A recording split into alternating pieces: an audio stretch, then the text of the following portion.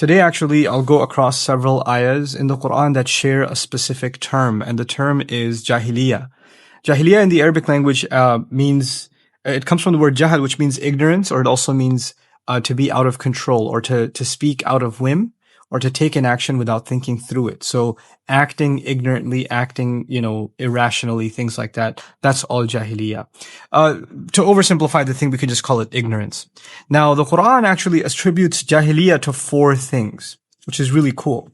The first of them is dhannul jahiliyyah, meaning an ignorant assumption based on ignorance, and assumption based on emotional whim. In other words, you assume the worst about someone, and you assume evil, attribute evil to someone, or you assume guilt when there hasn't been any evidence of guilt. This is all dhannul jahiliyyah. Dhannul jahiliyyah also includes things like, Allah is doing this, but he's probably just punishing me, or he hates me, that's why he's doing this to me. Like, dhannul jahiliyyah could be attributed to people, but it can also be attributed to Allah himself, people having bad assumptions about Allah. That's the first of them. The second of them is tabarruj al-jahiliyyah, to beautify oneself and to decorate oneself in a way that is ignorant. In other words, human beings naturally have a desire to beautify themselves and to dress well, to live well, to have a beautiful ride, to live in a beautiful city, to move to a beautiful neighborhood, to go to a beautiful place for vacation. These are things, attraction towards beauty is something that naturally comes with human nature. That's something Allah put inside of us. But at the same time, there is such a thing as decorating and adorning oneself in a way that is jahil. In other words, things that violate the code of decency that is clearly outlined not only by revelation, but is also embedded inside human nature according to our faith, right? So people want to dress in ways that are provocative or overly exposed or indecent, and yet they consider that to be beautiful. Tabarruj al-jahiliyyah could also be, somebody uses vile, filthy language and they think that that's cool. That's a new kind of tabarruj nowadays. A new kind of beautification is the more vile and the more vulgar somebody is in their speech, the more, the cooler and the more, acceptable that is. And it's a new standard for everybody else to live up to. So that's a kind of tabarruj al-jahiliyyah.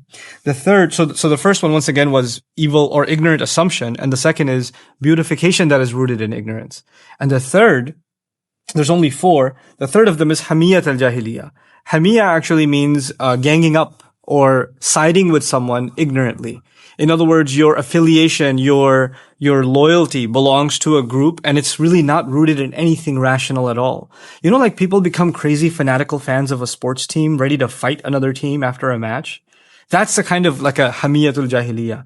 Or somebody is so convinced that their tribal lineage is superior to the neighboring tribe, and they are willing to insult the other, look down on the other, almost consider them less than human. This hamiyatul jahiliyyah can manifest itself as tribalism. It could manifest itself as nationalism or obsession with sports teams and things like that.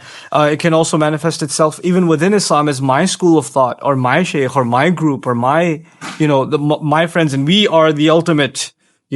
And this is a kind of hamiyatul jahiliyyah. And when that happens, anything that you feel threatens the integrity or the sense of superiority of your group fires you up, and you're ready to take action, right? So now I've given you 3. There's, assumptions rooted in ignorance, thoughts rooted in ignorance. There's beautification and adorning yourself rooted in ignorance. And then the third one is making or ganging up or making affiliations. Those affiliations themselves are rooted in ignorance. And finally, the last of them and the worst of it, hukmul jahiliyyah. Hukmul jahiliyyah is the decision making that is rooted in ignorance. Entire decisions are made because of just whim, for nothing more, And what's really remarkable about these 4? There's a progression here. Because if a society, what becomes rampant in a society is people just make assumptions about each other, dhannul jahiliyyah. And when people are obsessed with the outwardly beautification, so much so that they're even willing to violate the codes of decency, and all that matters is what looks good to them. And then the standards of what looks good gets more and more and more vulgar, right? And then on top of that, in these 2 standards, they're now ganging up with each other, and they're all like, they're united band, and nobody can question it. This becomes the new standard of morality for humanity. Nobody can actually criticize it.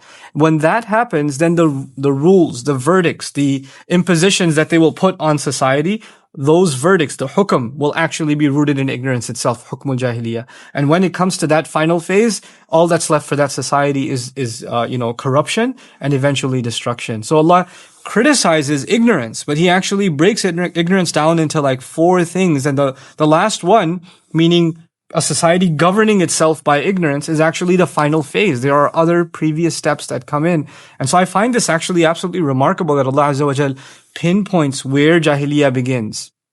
What are the precursor steps before a society lays itself to ruin? And Allah Azza wa Jal make us a people that are against Jahiliyyah in all of its forms and are able to identify that kind of ignorance and that kind of irrational behavior in ourselves and in the people around us, and are able to become people of reason and sound judgment. Barakallahu li wa lakum. Assalamu alaikum wa rahmatullahi wa barakatuh.